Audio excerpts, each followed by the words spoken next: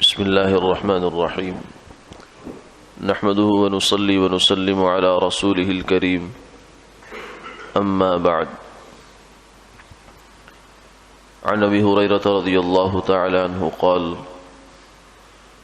قال رسول الله صلى الله عليه وسلم ثلاث منجيات وثلاث مهلكات فأما المنجيات فتقوى الله في السر والعلانية أو كما قال عليه الصلاة والسلام۔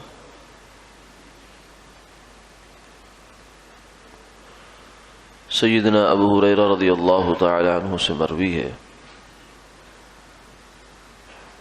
کہ رسول اللہ صلی اللہ علیہ وسلم نے یہ ارشاد فرمایا کہ تین چیزیں ایسی ہیں جو نجات دینے والی ہیں، اور تین چیزیں ایسی ہیں جو تباہ کرنے والی ہیں۔ نجات دینے والی چیزوں میں سے پہلی چیز وہ خفیہ اور اعلانیہ دونوں حال میں اللہ کا ڈر ہے۔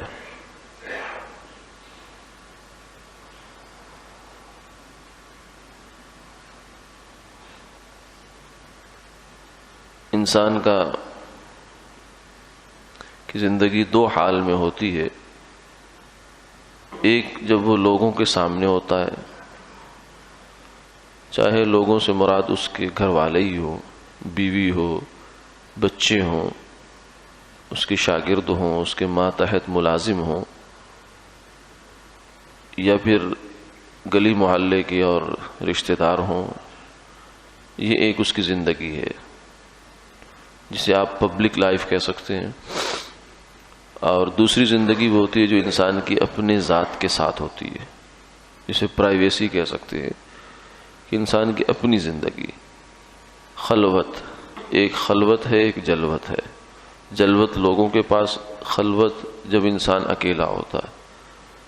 تو عام طور سے یہ ہوتا ہے کہ آدمی لوگوں کے سامنے تو اچھا بن جاتا ہے، تقوی والا بھی بن جاتا ہے، پرہیزگار بن جاتا ہے، نیک آدمی بن جاتا ہے، لیکن جب انسان خلوت میں جاتا ہے جہاں اس کو کوئی دیکھ نہیں رہا ہوتا، یا کوئی ایسا آدمی نہیں ہوتا جو اس کے بارے میں کوئی منفی رائے قائم کر سکتا ہے، جس کے کاغذوں میں اس کا برا ہو جانا اس کو کچھ اثر پہنچا سکتا ہے، تو وہاں آدمی عام طور سے تھوڑا سا ڈھیلا پڑ جاتا ہے کسی کام کے کرنے نہ کرنے کے حوالے سے، کیونکہ لوگوں کے سامنے اس کا کوئی وقار خراب نہیں ہو رہا۔ تو یہ دو زندگیاں، جلوت اور خلوت۔ فرمایا کہ نجات کا راستہ یہ ہے کہ انسان کی جلوت خلوت یکساں ہو جانی چاہیے۔ جیسے لوگوں کے سامنے ہم برائی کرنے سے اور اللہ کی نافرمانی کرنے سے ڈرتے ہیں، ایسے ہی تنہائی میں بھی اللہ سے ڈرنا چاہیے۔ جو انسان تنہائی میں اللہ سے ڈرتا ہے وہ لوگوں کے سامنے بھی اللہ سے ڈرے گا۔ تو اصل متقی انسان یہ ہے، کیونکہ تقویٰ کیا ہے؟ اللہ کا ڈر۔ اور اللہ تو تنہائی میں بھی ویسے ہی ہے جیسے لوگوں کے سامنے ہے، جلوت میں بھی ویسے ہی ہے جیسے خلوت میں ہے۔ تو اللہ تو دونوں جگہ یکساں ہے، دونوں حالتوں میں اللہ کا جو اس کو دیکھنا ہے۔ الم یعلم بان اللہ یرا، کیا اس نے نہیں جانا کہ اللہ دیکھ رہے ہیں؟ یہ جو احساس ہے اور یہ جو حقیقت ہے، یہ ایمان ہے۔ یہ جلوت خلوت دونوں حالتوں میں ایسے ہی ہے۔ تو جو آدمی اس طرح ہو جاتا ہے اسے استقامت مل جاتی ہے۔ استقامت کا مطلب کیا؟ قائم رہنا، قائم اور دائم رہنا۔ تو جس آدمی کو جلوت اور خلوت دونوں میں ہی اللہ کا ڈر نصیب ہو گیا، یہ آدمی مستقیم ہو گیا۔ اہدنا الصراط المستقیم، اے اللہ ہمیں سیدھا راستے پر قائم رکھ، یعنی ایسا راستہ جو سیدھا ہے اس پر استقامت نصیب ہو جائے۔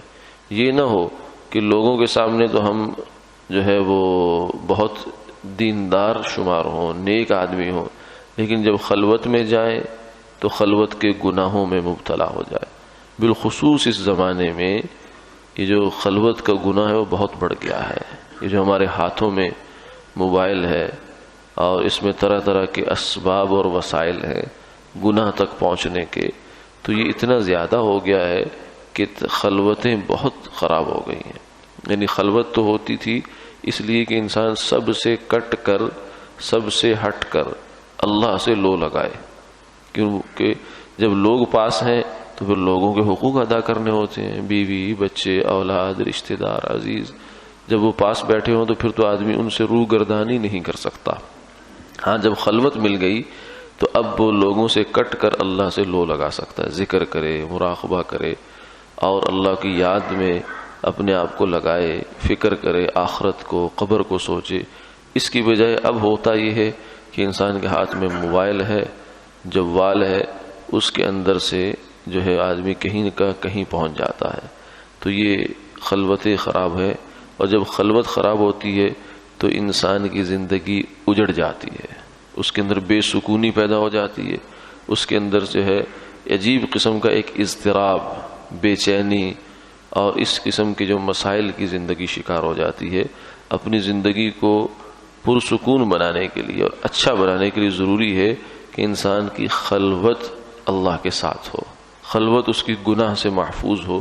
امام غزالی رحمہ اللہ نے لکھا کہ خاتمہ بالایمان اور خاتمہ بالخیر کی جو ہے وہ ایک صورت یہ ہے کہ خلوت انسان کی نیک ہو، اور خاتمہ بالشر یعنی آدمی کا خاتمہ ایمان پر نہیں ہوتا، بس اوقات کفر پر ہوتا ہے. اس کا ایک بڑا سبب یہ ہے کہ آدمی خلوت میں گناہ کرتا ہے. یعنی لوگوں کے سامنے تو نیک اور خلوت میں دوسری قسم کی زندگی اس کی شروع ہو جاتی ہے. تو فرمایا کہ اس آدمی کو مرتے وقت کلمہ نصیب نہیں ہوتا. یعنی بڑے ڈر کی بات ہے کہ لوگوں کے سامنے ساری زندگی انسان مسلمان رہا، لیکن جب آخری وقت آیا تو ایمان سے ہاتھ دھو کر دنیا سے چلا گیا.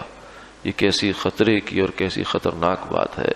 اللہ تعالی ہماری حفاظت فرمائے اور ہمیں خلوت و جلوت دونوں حال میں ایک جیسا یعنی نیک بنا کر رکھے. آمین آمین یا رب العالمین.